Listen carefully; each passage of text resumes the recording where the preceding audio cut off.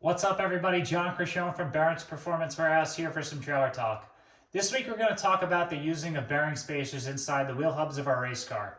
The benefit of using a bearing spacer is the fact that it helps reduce the amount of friction on the inside portion of the hub.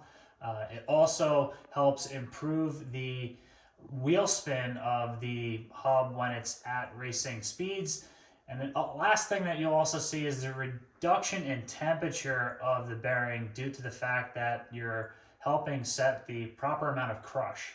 What this all means is that ultimately you're allowing the improvement of bearing life for your wheel hubs. It's important to check your bearings as often as possible throughout the racing season, but using a bearing spacer really increases the longevity of the life of the bearing. The two companies that we have to offer with bearing spacers is Bicknell Racing Products and DRP Performance. Bicknell uses a stack assembly that has pre-written measurements on the bearing spacer itself. The recommended setting for the front hub on a 2 7/8 bearing using their assembly is 0.550. If you're working with a rear hub, the recommended starting point is 1.180, and you adjust accordingly. With the DRP version, it is an adjustable version. So there's a little Allen key there where you can adjust either in or out based off of the bearing that you're working, or the hub that you're working on, whether it's a front or a rear. The nice thing about the DRP adjustable bearing spacers is they are offered in all different kinds based off of the type of hub and bearing assembly that you're using. Today we're actually going to show you how to set the bearing spacing on a 2 7/8 big bearing hub with the help of DMI and Bert. We have a little display and we're going to get to work right now. So the first thing that we're going to do when we set our bearing spacing for the very first time is we need to make sure that our bearings are not packed, so they're going to be dry.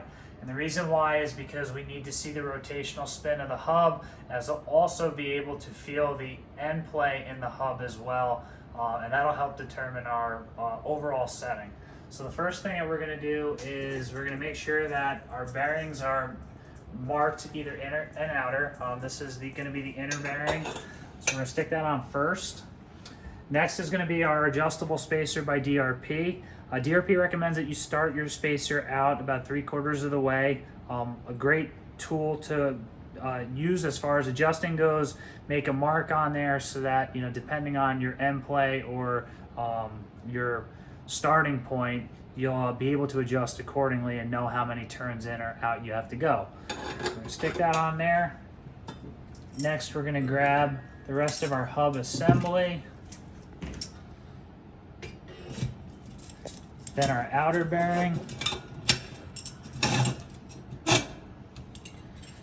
our steel ring, and last but not least, our hub nut. And based off of the type of hub and bearing assembly that you end up using, you're going to set your hub nut to a certain torque setting. Bert recommends for their 2 7/8 bearing and hub assembly to torque to 30 pounds. So we're going to grab our torque wrench. We've already set our torque wrench to 30. We're going to torque down our hub. And just before we torque it down, to give you an example, when you're checking for end play in your hub, a way of figuring out whether you have too much play is obviously being able to wobble the hub. When you go to spin your hub for the very first time using your bearing spacer, if you notice that your hub is actually binding up, that means that there's not enough play and that there's too much crush going on. So you'd have to adjust the spacer outwards to kind of get that little bit of play and then readjust afterwards. So we're going to finish by torquing.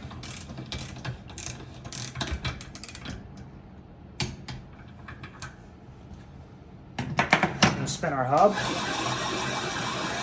and that bearing spacer is allowing for the freeness and the spinning of the hub. Now, it's very evident that we have a very free spinning hub. As we check our end play, very, very little, if not none. That would qualify as a proper set for crush as well as your spacing. If you have any questions on any of the bearing spacing tools that we carry, feel free to give us a call at 845-651-7389, and that is this week's Trailer Talk Tip.